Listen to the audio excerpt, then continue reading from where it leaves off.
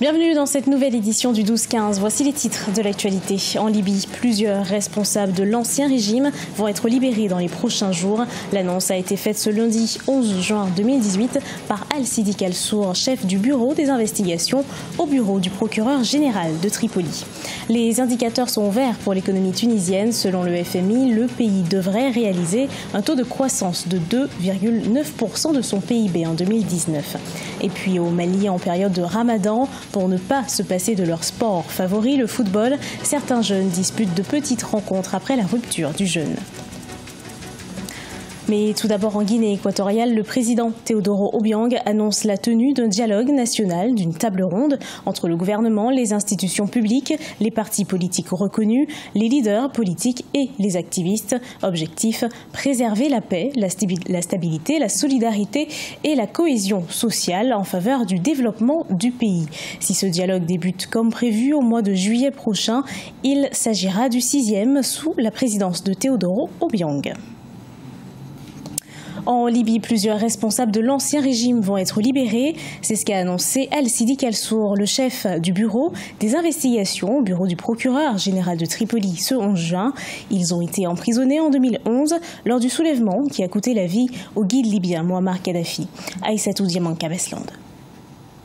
En Libye, plusieurs responsables de l'ancien régime vont être libérés dans les prochains jours. C'est ce qu'a annoncé Al-Sidik Al-Sour, chef du bureau des investigations au bureau du procureur général de Tripoli, ce lundi 11 juin 2018. Ces anciens hauts dignitaires sont emprisonnés depuis 2011 lors du soulèvement qui avait provoqué la disparition du guide libyen Mouammar Kadhafi. Ils sont tous accusés de crimes contre l'humanité. Cette annonce a été faite.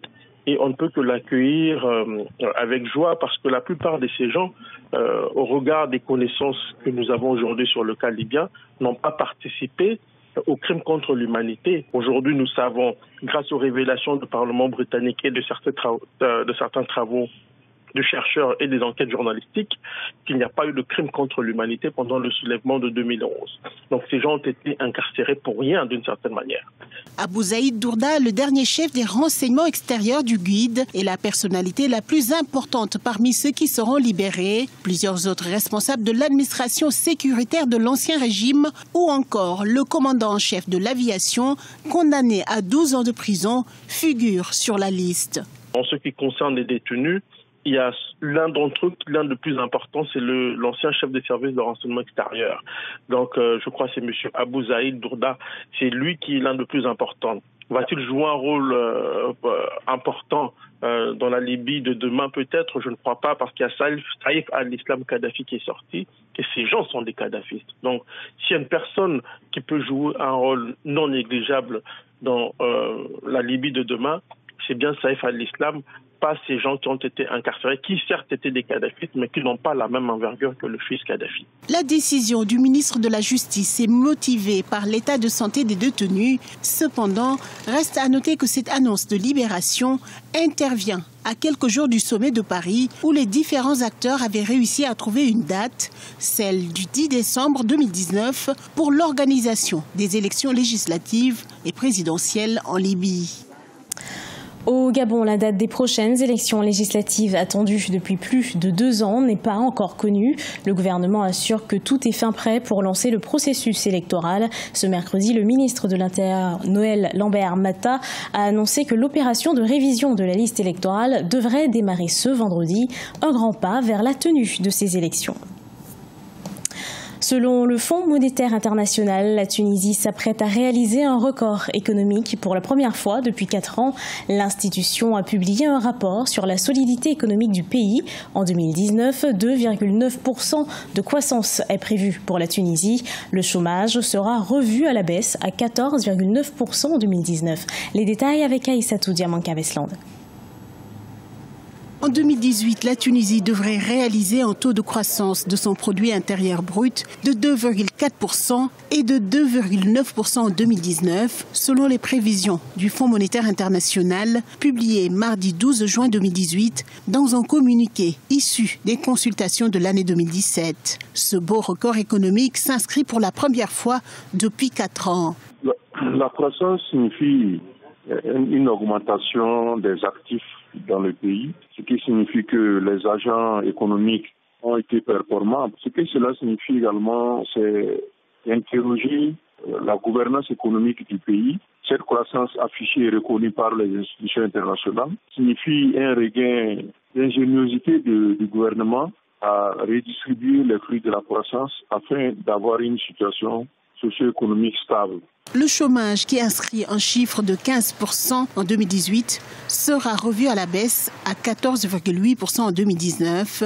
L'inflation, quant à elle, devrait se situer à 6,5% au cours de l'année 2018, puis passer à 5,9% en 2019.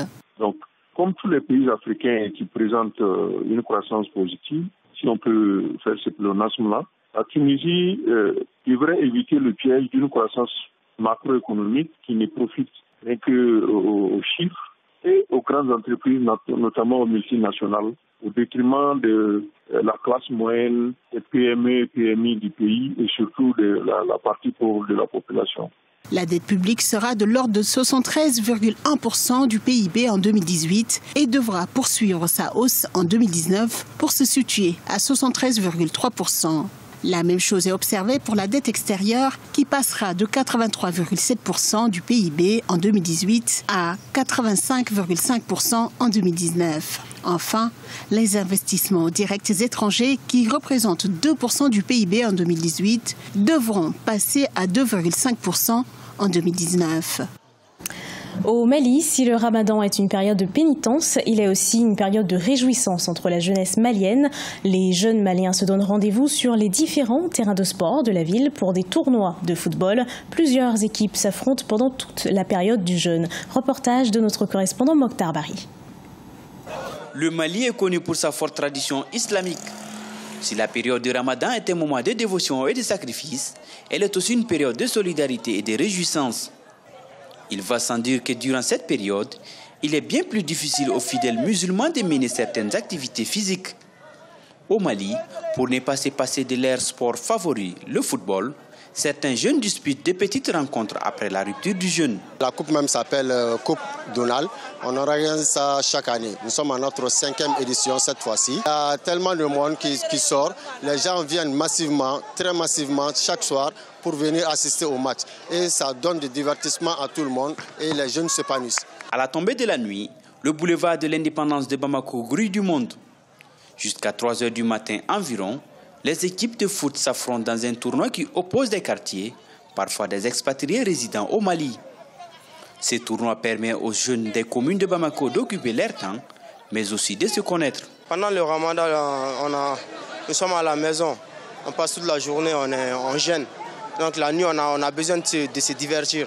Donc le tournoi, c'est un bon truc pour les jeunes, en fait. Il y a pratiquement toutes les communes de la commune 1, commune 2, commune 3, ainsi de suite. Donc on s'est réunis ici, on joue au foot, il n'y a pas de palabre, il n'y a ni rien, et puis on rentre à la maison.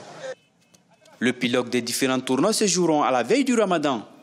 Ce tournoi qui fait la promotion de l'intégration africaine est aussi une expression de la laïcité. Ce journal a été préparé par l'ensemble de la rédaction. Merci de l'avoir suivi.